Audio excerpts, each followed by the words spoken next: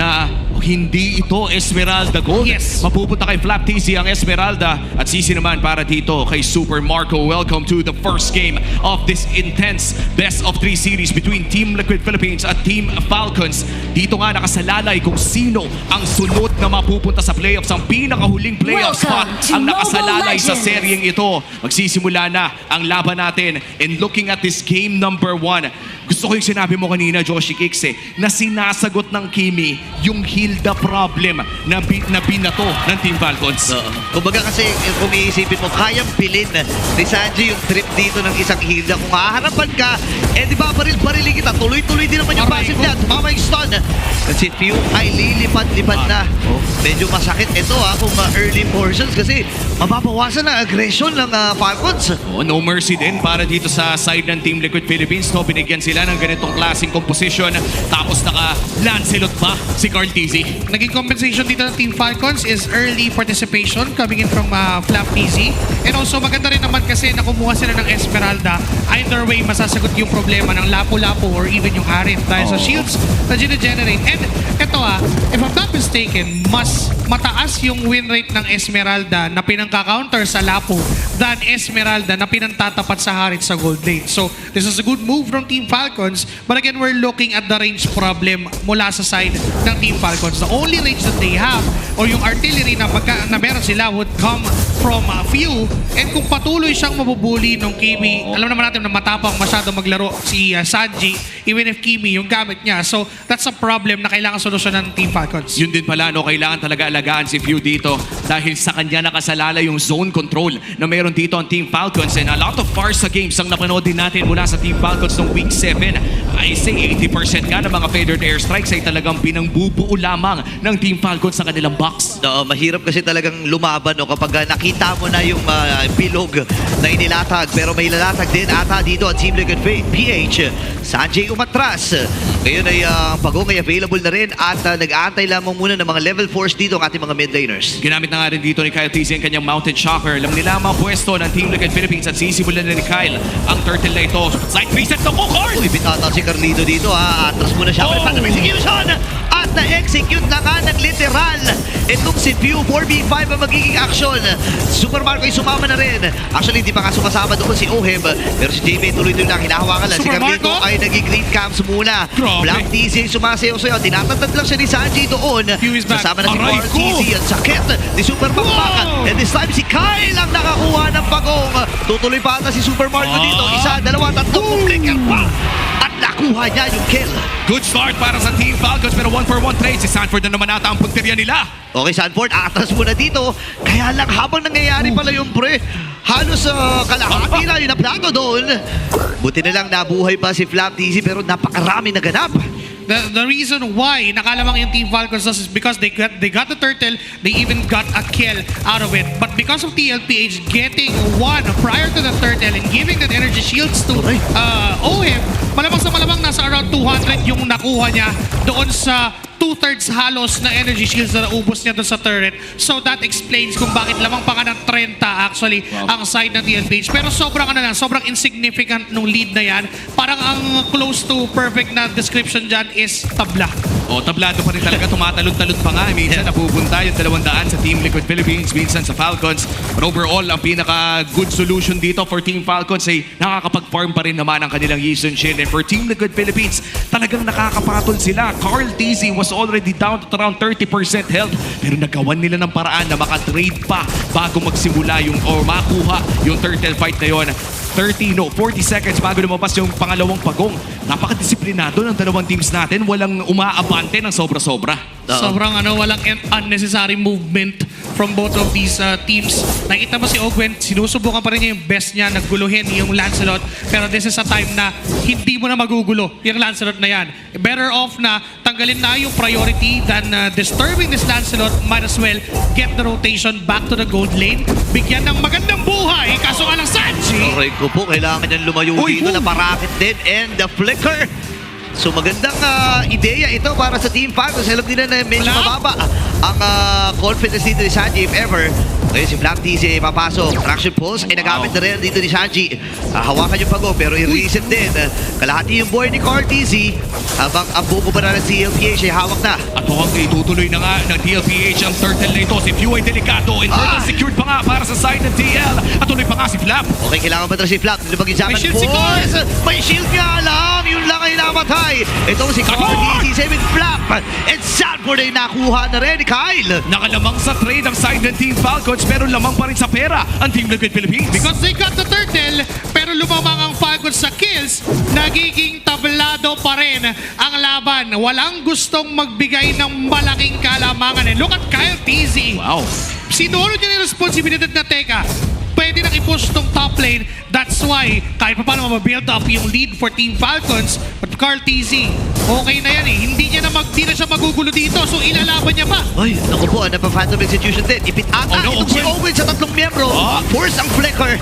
Pero ibibigay na nila kay Sanji at siya ay makakakuha ng kill. JP duguan doon sa gitna. Hindi ko alam kung ano nangyari. Pero may plano ata na ginawa doon si Lafiu. Yes. Pumasok dun si Flap TZ. They tried to get a counter kill. Sana against JP. Kapalit ni Owen. But then successful si JP na makakatakas dun. Oh, naging maganda pa para sa Team Liquid Philippines. Tabladong-tablado ang ating laro. Grabe. Wala nang kwenta yung gold lead at this point, 6 minutes in. At mukhang si Super Marco bibigyan. Okay, nandun yung tectonic charge. Pero walang tinamaan. Sanji ngayon, kailangan matas. Pinaghahampas dito ni Owen. Nandun na siya yung Black and Pew. Pero pinuntahan siya doon ni Carlito. Dati magkapatid ay naghahampasan din. Ngayon si Carl TZ ay nakatras. Mabuti na lang ay napanapan ni Carl TZ. Ngayon Oheb and si JP. Lalabanan nila si Owen. Kailangan lang tumakbo ng mabilis dito ni Owen. Pero si Super Makmaka, si Super Marco ay nag-aabang din ng pagkakataon. Atras muna, ceasefire. Eko-call na magkabilang kupunan. Oh, habang ceasefire, reclaim nyo na rin yung code na yan. Ayan. Dahil mala grand finals ang matchup na to, meron din pa premyo. And looking at this final turtle of the game, mukhang kontrolado naman ng Team Falcons pero maganda ang angulo dito ni Sanford at ni JP. In fact, mahihila pa nga nila ito. Okay, ngayon si Kyle TZ nagamit na rin yung kanyang ultimate. Okay na magpapakita. Good Tamang zone. sacrifice dito si Sanji. Ganda ng zone na pinapamalas ni Flap TZ at ni Owen. Pero dahil nga expanding river, alam natin parang naka-times 2 yung movement speed. Okay, Walang na Summer pagkakaroon Force. ni Summer Force. Magandang ideya ito para sa Team Falcons. Hawak-hawak pa rin, Super Makmak. Nagamit na rin yung kanyang curtain call. Atras mula si Sanford. Tuloy-tuloy lamang sila dito sa pagong. Papasok na rin itong si Flap TZ at si Kyle ay na-secure na ang pagong. Wow, napakagandang retry battle at dahil dyan, lamang na ang Team Falcons ng 1,000 against Team Liquid Philippines. If you are TLPH, paano mo ba papabagalin yung ginagawa ng Team Falcons ngayon? So far kasi, ang ginagawa ng Team Falcons, we're used to seeing them form a box every single time. Wait lang, Carl. Okay, buhay pa naman sa doon. We're used to seeing them forming a box. Pero it's as if na pinalaki nila yung box ngayon. Oo. Na mas malaki na to a point na kahit saan magpunta ang members ng TLPH is covered nung malaking box ng Team Falcons. And right now, for TLPH to survive this game, so far kasi lamang na ang Team Falcons, ay kailangan lang nilang mahanap yung mga maliliit na butas dun sa box na yun. Oo, and so far, no, mukhang malinis ang laro ng Team Falcons. Team Liquid Philippines, as of now, medyo nakakalamang na nga si Kyle TZ ng isang level. Very farmed up ang Yisun Shin na ito. At in terms of retry battles naman, no, 2-1 ang turtle takes natin dito. Lamang ang Team Falcons. Pero ang maganda naman para sa TLPH ay hindi pa bumabagsak ang kanilang mid lane turret. Isa sa mga pinaka-importanting outer turret. Kaya naman sisilipin pa natin ang ating Infinix in-game equipment. Bago yan ay mukhang delikado pa ata si Owen dito. Kung sila nagamit, okay, nabangka itong si Sanford. Ceasefire muna magiging goal ng TLPH. 40 segundo pa naman para doon sa unang malaking objective dito, which is the Lord. At ngayon, available na rin ang Sky Piercer para kay Sanji. Oo, yan na rin ata yung hinahanap talaga nilang power spike, no? Teka lang, RTZ. Okay. So, the good thing for TLPH is that even though they are at a deficit of 1.7k, hindi pa namamatay itong si Sanji at si Ohem. So, yung two of the three main damage dealers of the side of TLPH hasn't been dead dito sa laban. So, hindi na pipigilan yung scale nila. Items are present. Sky Piercer is probably the best item so far ngayon for Sanji. Kailangan ng maramdaman yung damage niya. Kailangan na ng power spike ng Kimi. At mukhang gagamitin naman ang feathered airstrike dito para mag-zone out. Ito na yung pinag-uusapan natin kanina na yung mga feathered airstrike dito ni Few panggulang ng mga miyembro ng Team Liquid Philippines. Pero mukhang mauuna pa nga ang TLPH sa pagpwesto around this first Flap. Lord. At delikado pa ata si Flap. Mapapatiran. Majojo ang pagpaata. Ako pinagtulog-tulungan Tumalon na pero pala yun. tumalon lang! With that falling star moon, may mga ultimates na nagamit doon at magandang impormasyon para dito sa Team Falcons kung if ever man na magkakaroon ng aksyon. Pero sabi nila, sige Kyle, ikaw na bahala dyan sa baba. Meron na mga expanding rivers so mabilis ka rin lang makakatungo kung magsisimula naman itong Lord na to. Pa-level 15 na rin tong Yisun Shin. Farm na farm talaga si Kyle TC dito. Ang tanging tanong na lamang ay maisasampal ba niya yung mga na-farm niya? And here you go, another feathered airstrike. At hindi ata makakancel kasi napadiran din. Oo, wala rin tinamaan dito si Pew, kundi si JP lang kung sila ay gagamitin. Sino magiging target nila? Minamatahan nila dito si Owen, pero lalayo din lamang. Tuloy-tuloy, nangangalahati na yung 5v5. buhay ng Lord na ito. Cartesi ang kumahawak. Andun na rin si Boy! Sanford. Tectonic charge na nagamit. Boy! Pero si Flat Easy pumasok din sa bitbitin ng likuran. And si Carlito ang nakakuha Oh, ng no! Lord. Magpapaalam din dito si Boy! Flat. Same with JP. Kyle TC kailangan matras. Sanford na lalayo na rin doon sa naging tagpo. At ang namatay at namaalam lamang ay si Flap at si JP. Beautiful flickers mula kay JP and Sanford. Yes! Dahil dun sa dalawang engagement na tinipid ni JP yung flicker niya, pati yung tectonic charge, that gave the Lord to the side of TLPH. Classic. Stun mo, Retrico. Yun lang ang gustong gawin ng TLPH out of that objective. And giving his body, giving his life for that objective, okay na okay yun for Team Liquid dahil nakapahinga sila ng malalim dun sa possible death ball na mangyari. But Kyle TZ with the micro, hindi pa siya namatay dun sa laban na yun. At napakaganda din nun na nakapag-farm na rin si Sanji. Even with a Sky Piercer. Pero ngayon si JP umaharap sa marami. Naku, nahanap si Ogwen. Ang daming kumuyog sa kanya. Next pa ata dito si Vlad. Nagamit niya yung kanyang Purify. Hahabol pa ba dito ang Team Liquid? Hindi na muna. So maghahanap muna sila ng mga ways para lumangat dito yung mga objectives na nasa paligid nila ay kukunin na rin. Actually, top lane nga ay nagkukumpulan na rin ang TLPH eh. At mukhang dito na nga nagsisimula yung snowball na hinihingi natin mula sa Team Liquid Philippines. Nakakuha lamang ng Lord. Na-translate pa nila sa 3 tore sunod-sunod. Team Liquid Philippines equalizes this game. Tablado na naman tayo, Papi. Kung ganun yung gagawin ng TLPH all this time for these objectives, mahihirapan ang Team Falcons na lumaban doon. In fact, Kyle TZ, kailangan pa niyang gamitin yung traces niya just to move out of it at mawawalan siya ng chance to contest for the objective. Kailangan gawin ng Team Falcons bago lumabas tong Lord na to ay makapwesto ng mas mabilis. They have to burst down one single member from TLPH. That could be Sanji, na kahit naka-flicker lang si Sanji. So kailangan Kaya binuhusan nila dito si Ogen. Buhay pa rin. Grabe si Nakasingit Vlad. sa may Grabe si maikli na butas. Pero si Flap TC ay Si Owen, pumasok. ha? Kung sino ay nabitawan na rin. Si Pew ang Sanford. pupuntahan doon sa may madalikod. Flap TC na maalam. Pero na-isolate nila dito si Pew. Tuloy-tuloy pa ata sila. Nagamit yung Mountain Shocker. May idea pa sila na nasa likod si Kyle TC. Parang wala ata. Pero makikita na nila. Kailangan umatras si Kyle. Alam nila na nag-traces na kung sino ay nagamit din ni Ogwen para lang mailigtas itong si Kyle. Pero mukhang Tori pala talaga ang hanap doon ng side ng Team Falcons. Pero Tori din ang hanap ng TLPH. Hindi na ata madedepensa nito ng Team Falcons. That's gonna be 1 and turn it down for the side of TLPH. Oo, mahirap pa dito, men. Basag na yung gitna at sa TLPH ay nananatiling nakatindig kahit napakaliit na ng buhay niyan. Ang importante kailangan ay malalim-lalim pa rin at tatawidin ng Team Falcons dyan. Pahirap na ng pahirap no in terms of map control. Ano bang kailangan gawin ng Team Falcons dito, Joshi? kailangan na nilang i-tighten yung box na ginagawa nila. Masyadong malawak to a point na even yung TLPH ay nahahawak at nahahanap yung center ng box na yon. And that would be Few. Nung na time na nadidisrupt na yung pwesto ni Few at hindi na siya pwesto ng maayos sa kanyang feathered airstrike, it is the solution of TLPH. Remember, nagagamit at sobrang vital ng feathered airstrike na yon. Ogwen, medyo mapapanish siya ng onte, but mabubuhay pa naman. Flap TC. Naku, tinamaan si Flap TC doon. Alam nila na nag-falling star mo na. Ay, dam! Feathered Airstrike, kalahati si Sanji. JP naman ang binabagsakan ngayon. Sanford and Super Marco ay nagbabakbakan doon sa gitna. Tuloy-tuloy lamang. Cartesi ay papasok din with a puncture. Falling star mo, naiwasan niya. Oo. Ganun ang pwesto! Si Kyle! Ako si Cartesi ata magiging target nila! At napatay ni Owen, mga kaibigan. Cartesi is down. Alam ito ng Team Liquid PH. Mamatay din si JP and si Teka lang. Oheb. Dalawa naging kabayaran para dito kay Kyle TZ. Alam nila na walang entry. Sabi nila sige, hero na lang ang ating unahin. Sanford 40. napakasipay talaga pero baril-baril lamang ito si Sanji.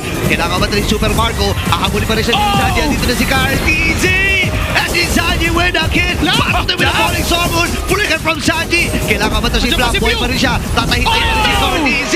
Pero nabagsakan ng power of quietness para dito kay Owen. Kailangan mag-flicker out na dito ni Sanford. Pero hahabulin pa rin nila. Tumama yung Sun. Wala pa rin Sanford. Kaya lang grabe yung sustain mula dito kay Sanford. Kaya-kaya pa rin niya.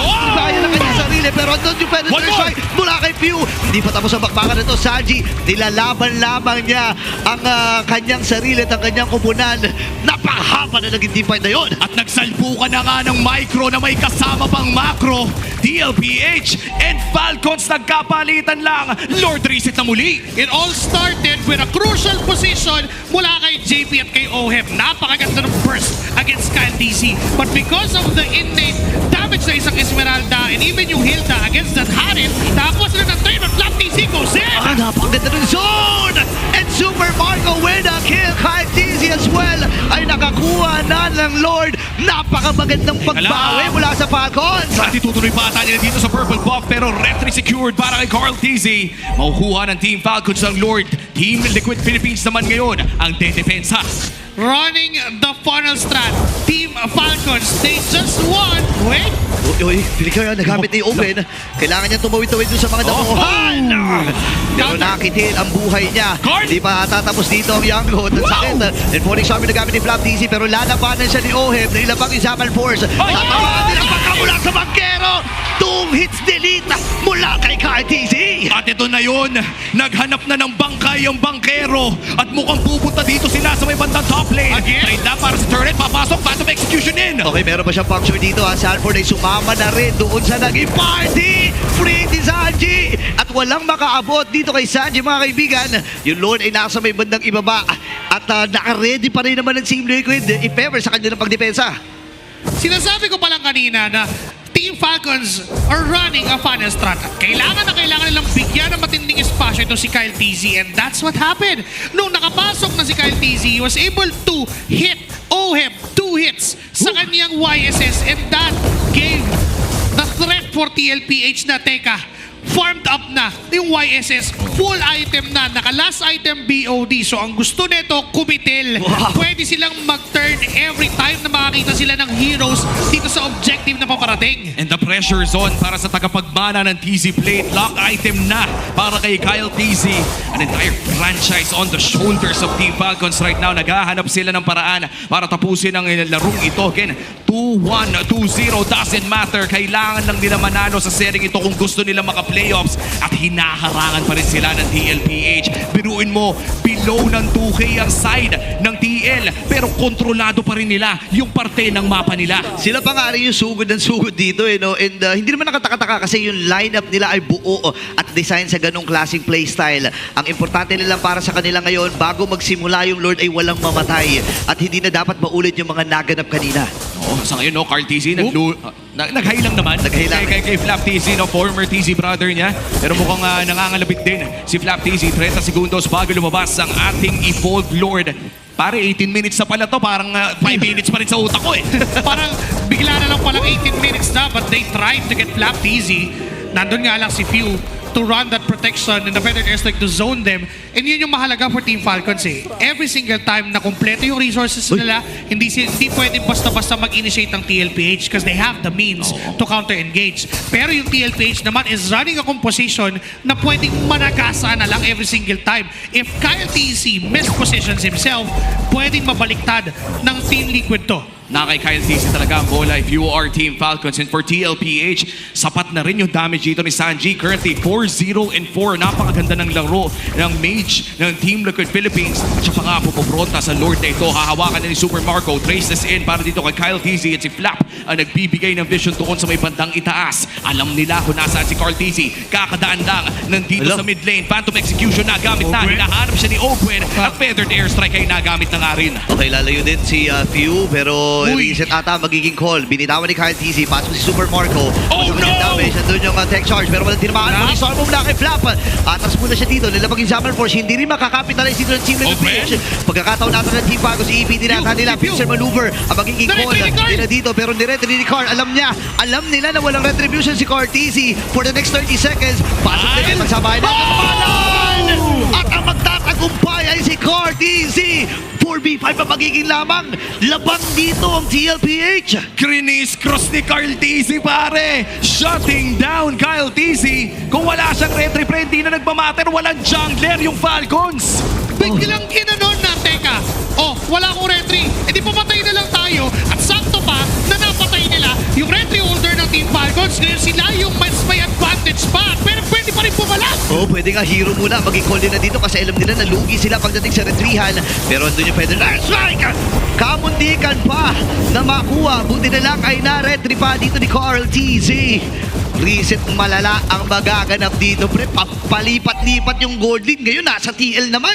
The moment na ginamit din ni Kyle TZ yung Mountain Shocker niya at hindi tumama yun kay Sanji, it is a perfect time for TLPH to counter-engage before even that Lord take. Nakita nila na pwede silang pumalag and sobrang laya din ang ginawa ni Kyle TZ na retry doon kasi alam naman niya na hindi ganon magbo-burst ang Team Falcon with the Lord. Because if they would burst the Lord, malakas yung kakayanan ng TLPH to counter-engage dahil nga sa composition na meron sila. Again, a setup from JP.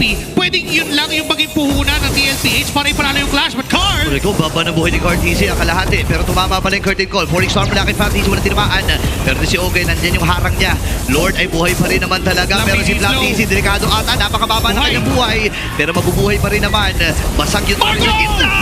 At si Super Makmak ay natunaw lang with that Zornos from Carl TZ. Lord is up. Tutunawin na kagad yun. Nagpilihan na mga immortality. Lalo na ito si Sanford. At ready na ata sila na umabante pa.